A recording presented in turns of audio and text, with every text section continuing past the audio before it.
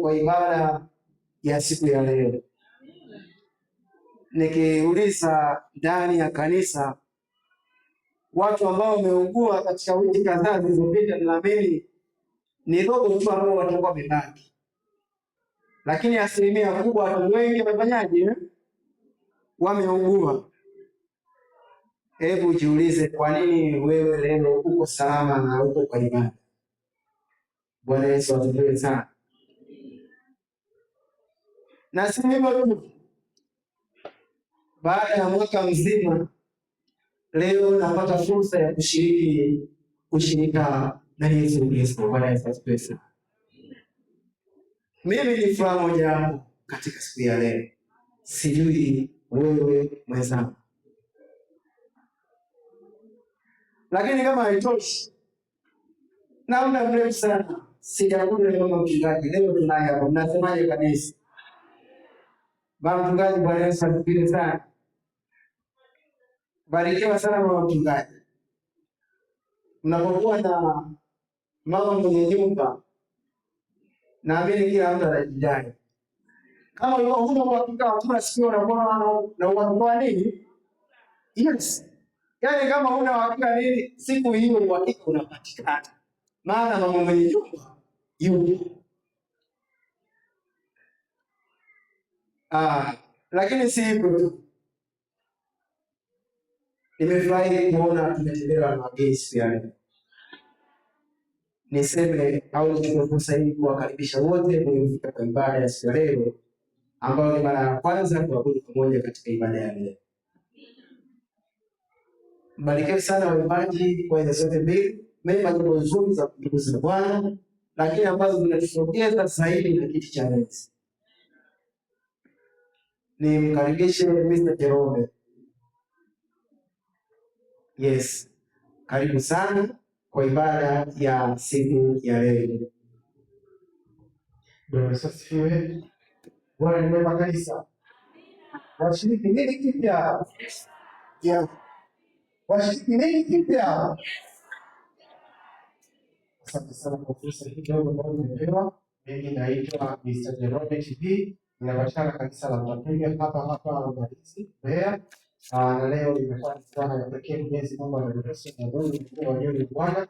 Karibu sana tunapokuwa tukiendelea na utume kwa njia ya mtandao. Lakini kwa hiyo ya mwaka huu inahusisha sana utume kwa njia hii ya mtandao. Lakini kwa tumeshiriki kutasikia kwa session hii. Lakini kwa wewe ambaye uko hapa unatakiwa kwa nyumbani na bado unaingia kuandika Jerome TV, utakutana na matukio yote ya ibada zetu za siku ya leo. Kwa hiyo utaandika Jerome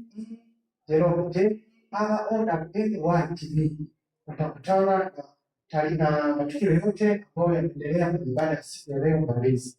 Karibuni sana tuweze kuandika, sisi kubarikiwa na Bwana. Asante, Mungu asifiwe kwa baraka. Amen. Nasemaje kanisa? Hii maiki sijaelewa vizuri.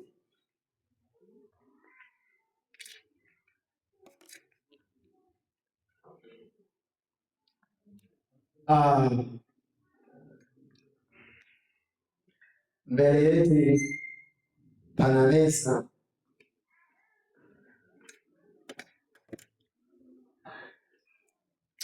Mbele yetu pana meza. Sisi tumeiona. Wangapi tumeiona hiyo meza? Wajifanya waone. Wangapi tumeiona hiyo meza? Sisi wa jirani imeandikwaje? Imeandikwaje? Meza ya Bwana. Bwana Yesu asifiwe. Sasa nilisema hii meza sio meza ya kanisa la Mbalizi. Bwana Yesu asifiwe sana. Hii meza sio meza ya mashemasi. Bwana Yesu asifiwe.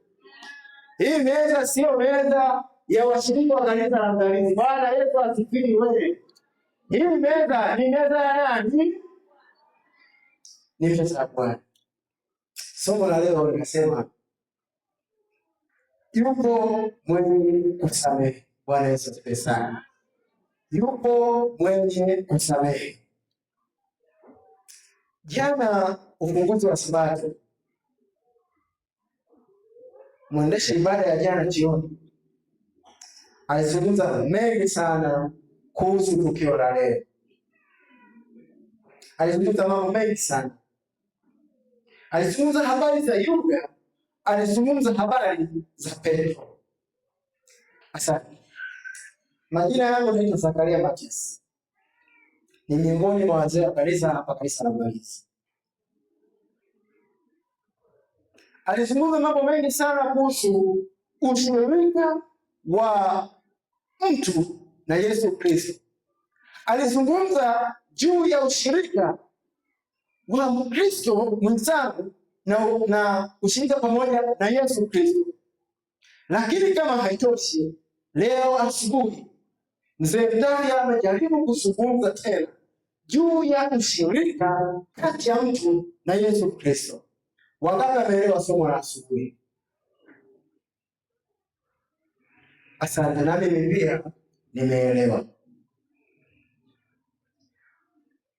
Muda mwingine nami nizungumze tu kwamba mara nyingi sana huduma hizi zinaandaliwa kwa gharama za pesa za kanisa, wakihitaji watu wafanye ushirika wa karibu sana na Yesu Kristo. Ndio maana kanisa linaamua kutenga siku maalum ya kufanya ushirika na Yesu Kristo kwa ajili ya washiriki wote. Lakini mara nyingi na chachabu unachokiona, watu wanakuja kwa ibada za asubuhi, ikifika tu tukio la ibada ya meza ya Bwana wanakimbia. Huyu anayezungumza nawe wa kuondoka katika huduma ya meza ya Bwana sio Roho wa Bwana. Huyo sio Roho wa Bwana.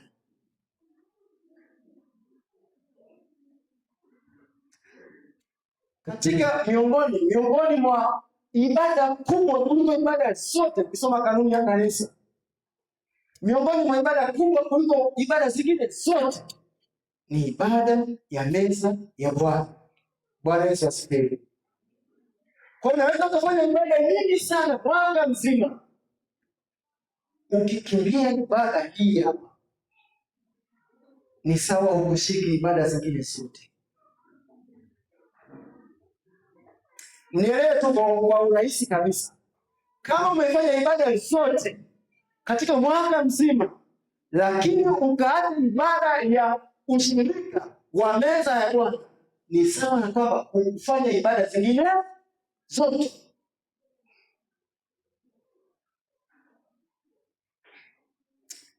Hamwezi kuelewa vizuri.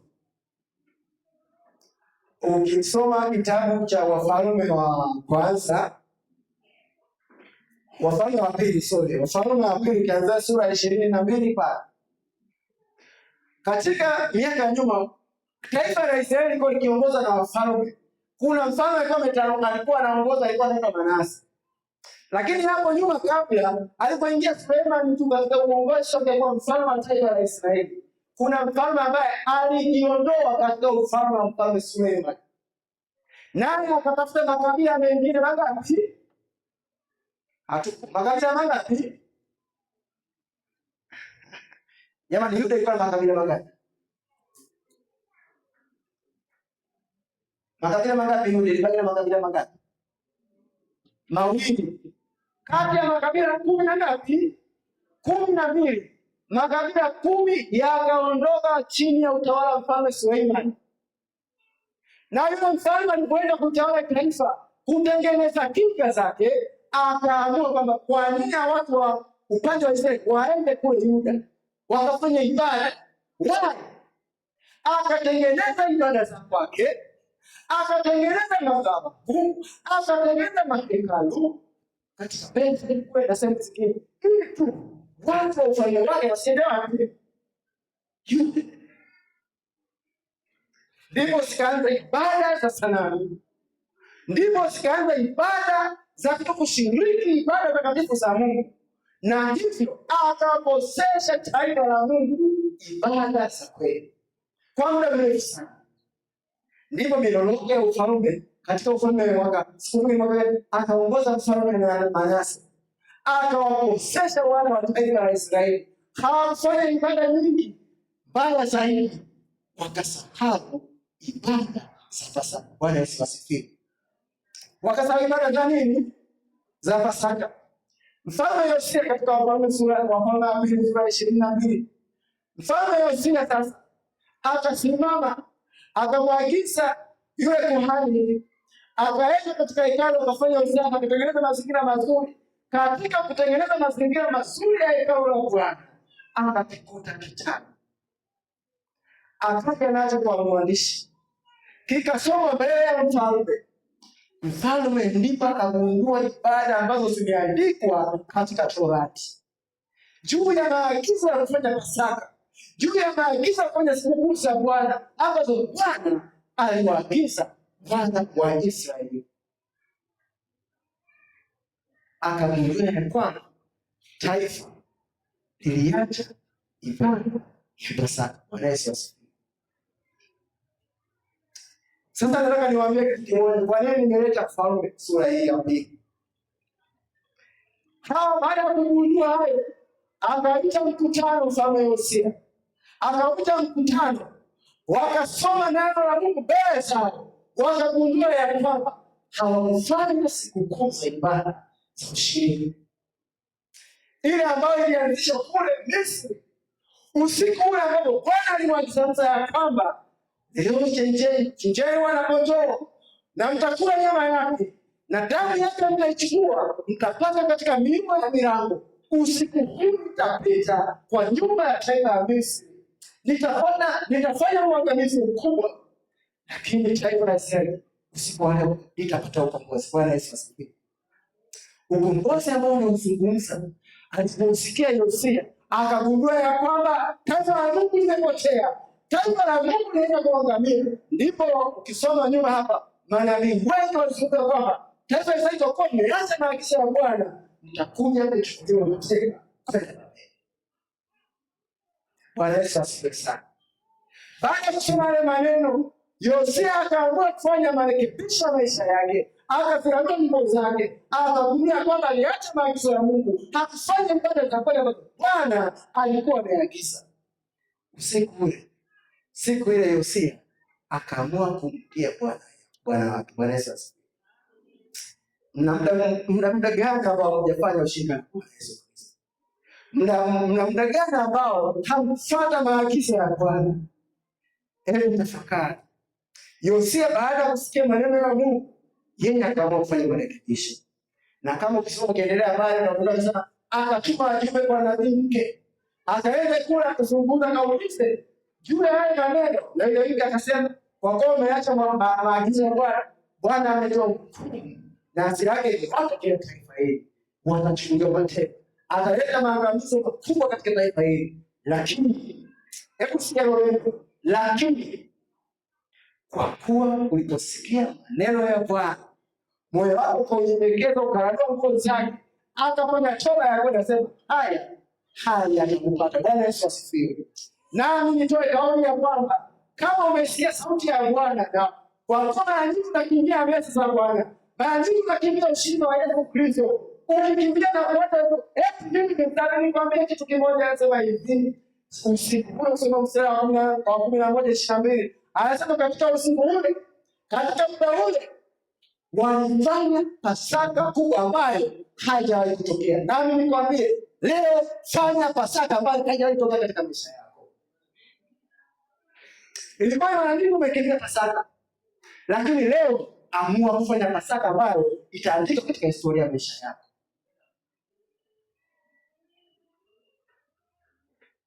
Ni kweli mimi ni mzambi, nawe ni mzambi. Inawezekana kwa sababu ya dhambi zangu nilizo nazo zitanizuia nisifanye ushirika na Bwana.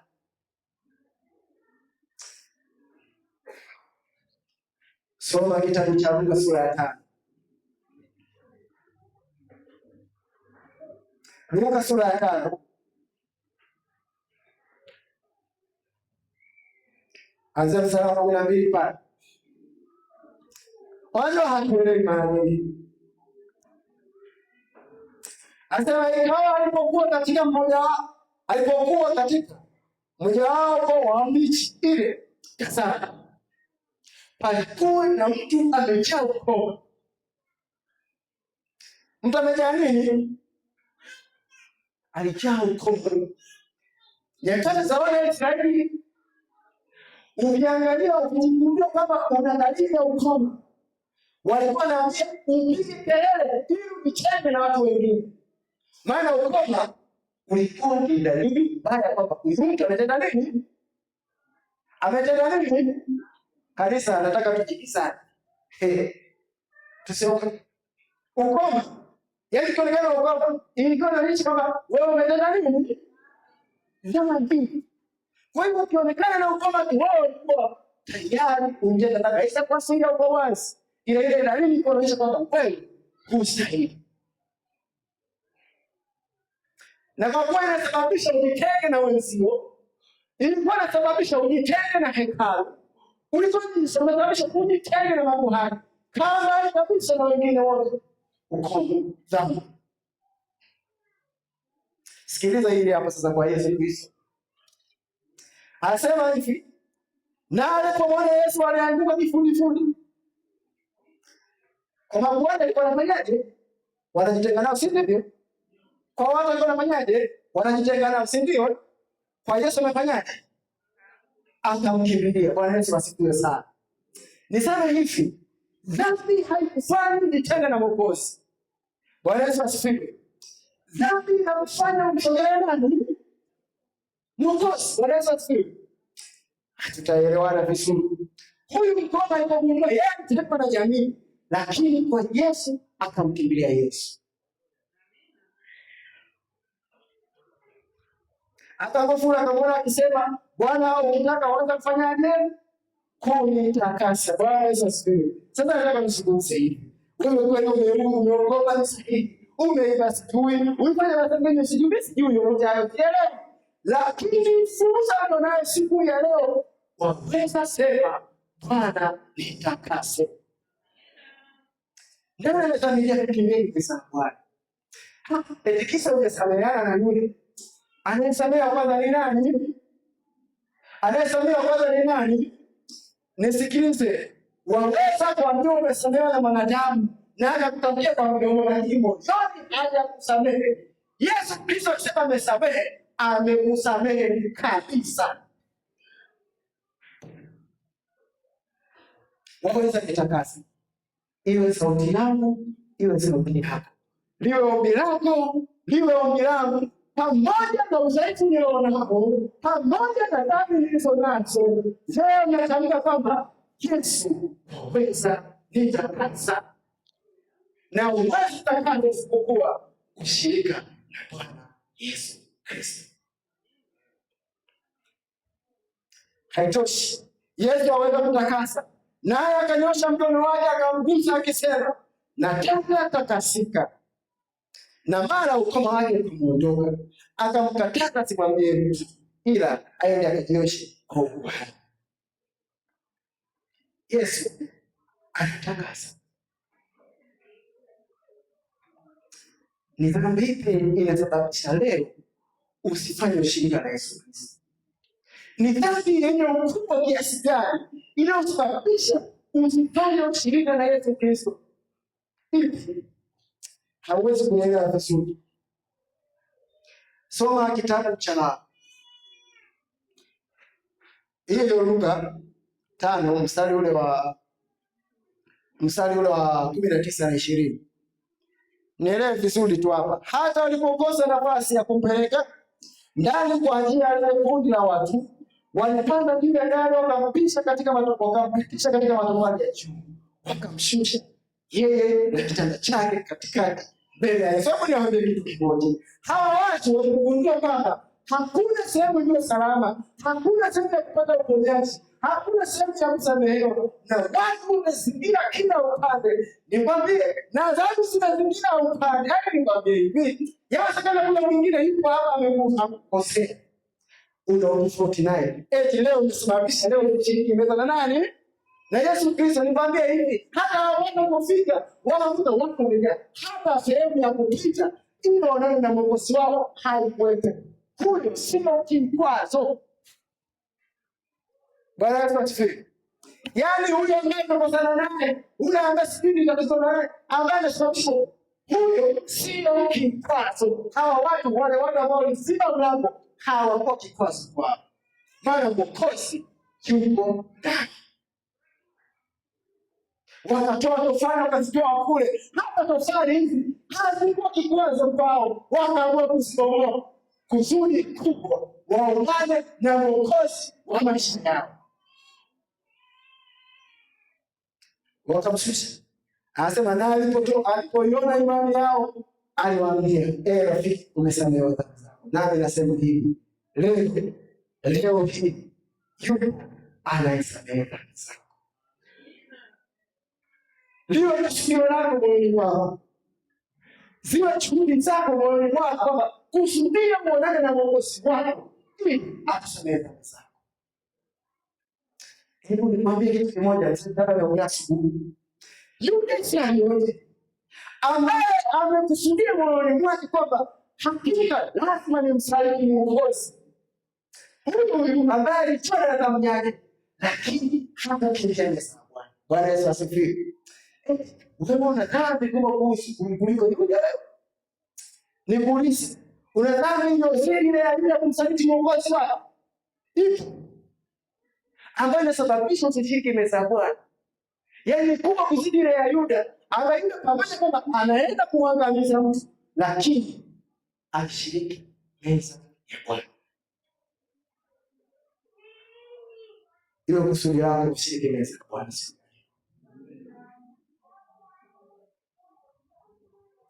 Nimalizie fungu la mwisho kabisa. Marko sura ya kwanza mstari wa 40.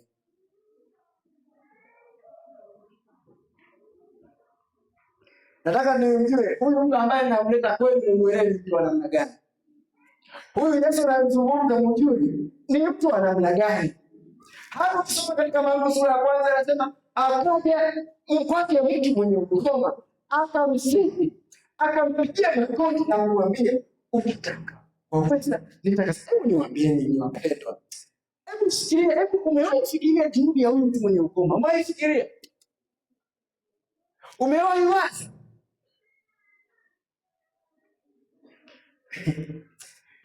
Leo hii Yesu amekaa hapa, wewe watoka ule mlango kuelekea nyumbani. Unajua ninanishangaza sana. Huyu mkoma ametoka kule alipotengwa na jamii, akatoka alipotengwa na jamii akamwona Yesu Kristo. Wewe na ukoma wako unaona Yesu amekaa hapa, unatoka hapa unatokea ule mlango unakwenda wapi? Nyumbani. Huo ni achaga mwanadamu. Umefikiria hiyo? Yaani huyu kama alikuwa anamfuata Yesu, leo Kristo anamfuata ulipo. Wewe unaamua kumkimbia. Nikusihi, acha kumkimbia Mwokozi wako.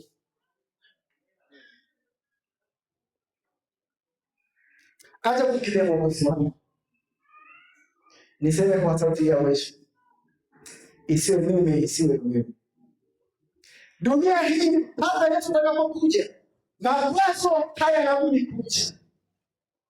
Dunia hii Yesu atakapokuja, dhambi hazitakoma, zitazidi kuendelea. Kikubwa mkimbilie Mwokozi anayeweza kusamehe dhambi zako.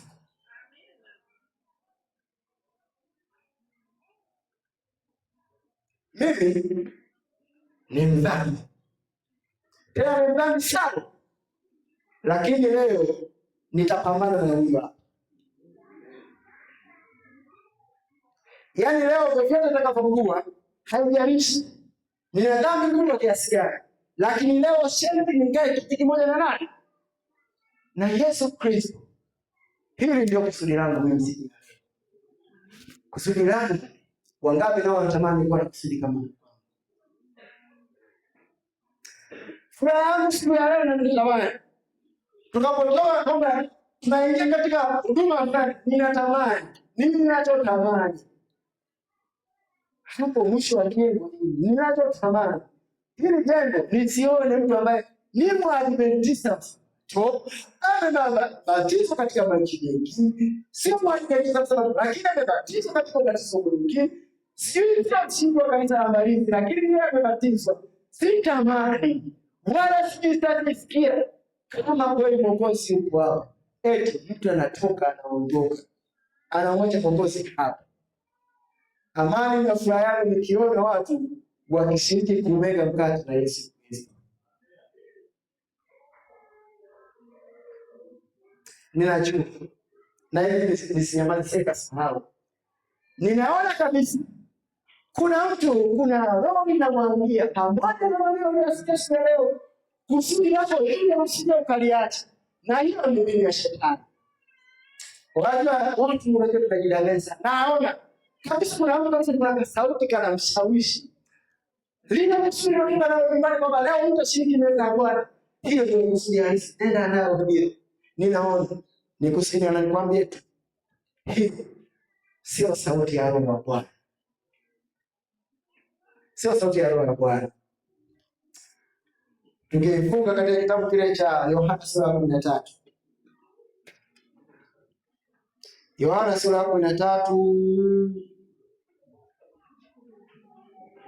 Yohana sura ya 13.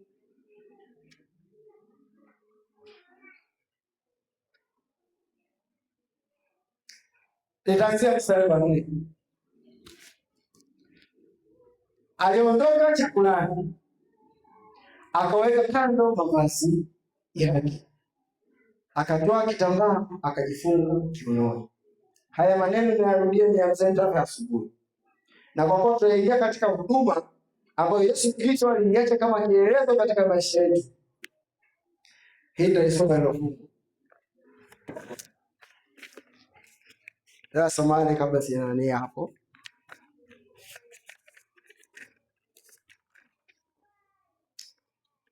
Huduma ya ushirika katika kanuni ya kanisa ukurasa wa 182. Katika hii huduma ya ushirika mtakatifu itaendeshwa nimesoma kipengele si ndio? Hasa inapasa ukurasa wa 183. Inapasa zifanyike juhudi zisizokuwa za kawaida kuhakikisha kuwa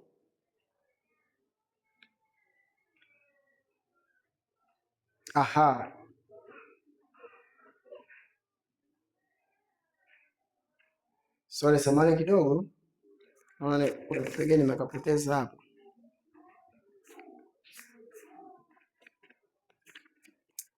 Sorry.